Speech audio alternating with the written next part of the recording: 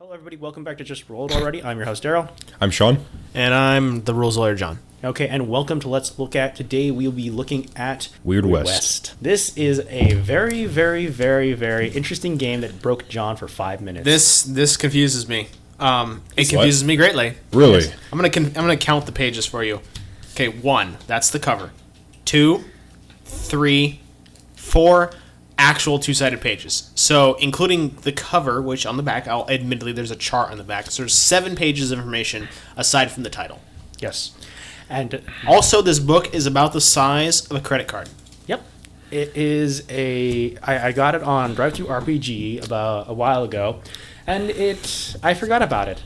And just kind of sat somewhere. It just sat inside my I can see why. my purchase thing, and I remembered it one day as I was at work, and I checked my Drive Thru RPG, and I looked at my the stuff I bought, and I saw it, and I was like, oh my gosh, I remember this, and I printed off a couple pages, and I made you guys a couple each. And it comes off in it comes off in a very interesting format, by the way, guys. That it comes off in one sheet. There's like a couple different options. There's one that you can print out full pages. Yeah. Why would you? Because the text would be like huge. Yeah.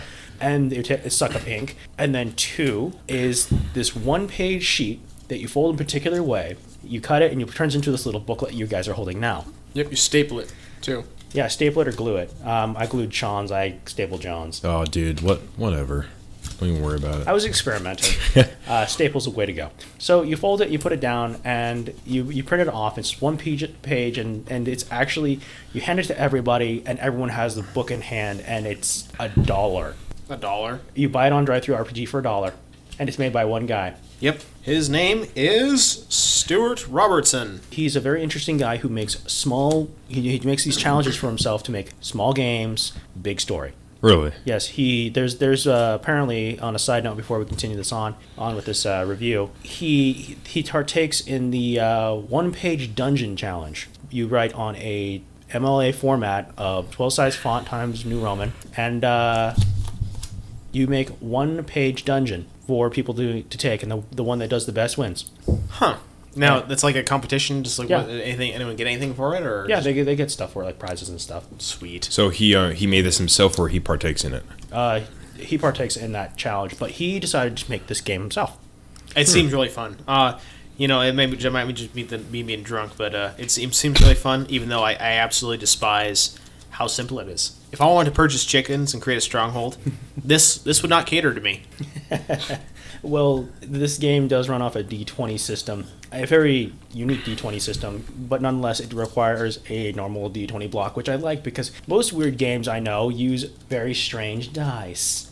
Yes, remember we're gonna make that copyright. The Franken game. Yeah, the Franken game. But I think we should call it completely random RPG. Yeah, completely random RPG. CR-RPG. Yep.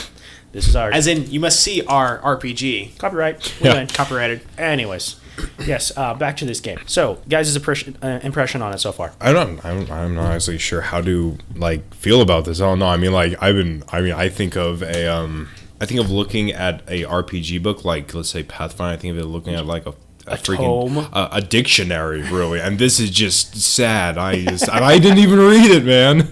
I just feel read awful. something. What do you mean? You were sitting there staring at it. I'm just kidding. I did read it. I just didn't get the full idea of it. I kind of skimmed. You can learn to play this game in 10 minutes. Oh, man, I don't know, dude. If you are reading heavily into it. Well, no, I mean, even you had a little bit of trouble with me, along with me, as to what they mean in a couple I just pages. Didn't care. Because man, my heart. My biggest joy about showing this one to you guys is watching your reactions to it. Because I showed my wife and she freaked out, wondering, "This is not a game." I'm like, yes, it is. Oh, man. Read it. This is actually pretty amazing how simple it is. Yes. And it makes sense. My only concern is, again, I cannot make a fortress and buy chickens, or make a fortress of chickens, or make a chicken into a fortress. This is based on Wild West weirdness, like Call of Cthulhu goes west. You know what I want to think when I see this, like when I think about this game and like how it is? Fear and Loathing. Fear and Loathing in Las Vegas. Is that really what you're talking about, or like maybe the movie with Johnny Depp? They all got high and they went to traveling through the desert. Why? Because it's Weird West, dude. I mean, I know, they but were it's in a desert. No. Star Wars. Star Wars was in the desert. Yeah, it was in the desert. Well, no, okay, it was in the desert for the first half. Okay, but they were in a desert. They were in Las Vegas most of the movie, looking at like messed up reptile dudes. But it's a Western. I know. But, okay, Django Unchained is a. What made you actually say that? Like, what makes? Like, why Fear and Loathing in Las Vegas? I mean, because of Django Unchained or the because good, it's the bad, weirdness. and the ugly. Think weird. What's weirder than a Johnny Depp in a Cadillac driving through a desert? That's pretty weird. I don't know. The Warrior's Way. You seen that movie? It's pretty weird. I have not seen The Warrior's Way. It's like a samurai in a desert fighting other ninjas. It's like the most misplaced thing ever. Sure, if you want it to be in this okay, game. all right. Sure, it could be your game if you want it to be that way. Because okay. This is Weird West, where you fight zombie cowboys or like Indian curses or what is it? The Spanish celebration of Cinco de Mayo. Dia del Muerte. Dia del Muerte. Dias del Muerte. Are you talking about? No. I don't. It's Day of the Dead. It's Day of the Dead. De Mundo, I think, something like that. I think it's Dia del Muerte. I'm sure somebody who speaks Spanish will probably screaming at us. Help us out here. My Put that in the father would comments. kill me because he was Mexican. He would kill me anyway. But he's gone now. Wow, I can't believe I'm surprised about that. That's what they have. The little what they look like sugar skulls. Yeah. On the front. Yes. Okay. But yeah, you could base it off that. Yes, you could have a lot of things going on. You can. This is a game that you can actually, even if you wanted to, play Cthulhu Goes West, as I made the joke earlier. Cthulhu Goes West, everybody! Yay! So is that like Fievel Goes West? Yeah, except it's Cthulhu. So he just goes on a rampage, and he has a little quirky story going with him, how he wants to be a cowboy. Yes. Nah, I don't know. The guy's fat friend that doesn't do anything, and he wants or to. maybe even. Okay, all right. I'm gonna put this out there. I never saw Fievel Goes West. Okay, so get out of here. Okay, let's just make a scenario right now how you guys are placed. Say, for example, all of you suddenly had something weird happen, and suddenly the coyote spirit's talking to you as you are lost out in the desert. I would think Fear and Loathing in Las Vegas. Yes, okay. That's what I immediately think. But you can make a game based on any of this. Like, you can take it as serious as possible. I mean, cowboys versus aliens. Dude, Fear and Loathing was serious. Yes. It's about doing drugs. Okay. Lots of drugs. But we're talking about the weird happens. This game, you can do magic. Drugs. None of this can be not explained by drugs. Anyway, the point is... Okay, there's 4 stats. Again, drugs. The guy who made this... No, I'm not going to besmirch the man's name. I do not know if he was under the influence of said narcotics and or hallucinogens. Okay. However, looks like a fun game. Anyway, no, drugs. But anyway. So, overall thoughts. Okay, the game is very simplistic. There is no fluff. That's the first thing I'm going to talk about. This is a straight up system. It says, here's the system, here's the mechanics, very simple game. Everyone can play it in 5 minutes. Make a character and go. Here's my thought on that in honest, just down to earth reality. Mm-hmm. You're gonna run out of ideas. Like, not like ideas, but if you just look at this and it only has a few weapons listed. So 1, 2, 3, 6, 9, 11 weapons listed. It's like, what else do you need? I mean, you could just hand wave it, sure, but what about special items? Well, it's not like you're going to make an RP, have a trilogy, and then write it all down. It's just True. It's like a crossword puzzle. It's just crossword puzzle for RPs. Yeah, this seems like a very one-shotty game. Yeah, but it does have details in there or short game, but it can have a long continual arc. I'll probably get bored pretty soon. I'm just gonna say, I will agree with you. But I mean, I'm not gonna do a crossword puzzle for 7 days. I'm just gonna. Yeah, I'd play it for. I think if it came down to it, between this and what was it? Not Don't Rest Your Head. What was the other one? The Summerland. I think honestly, I think that the material that goes into the game also influences how long you can possibly play it before it just gets redundant. Because at some point you're gonna start making up your own stuff, and people often get mad when you start making up the rules. Mm-hmm. So.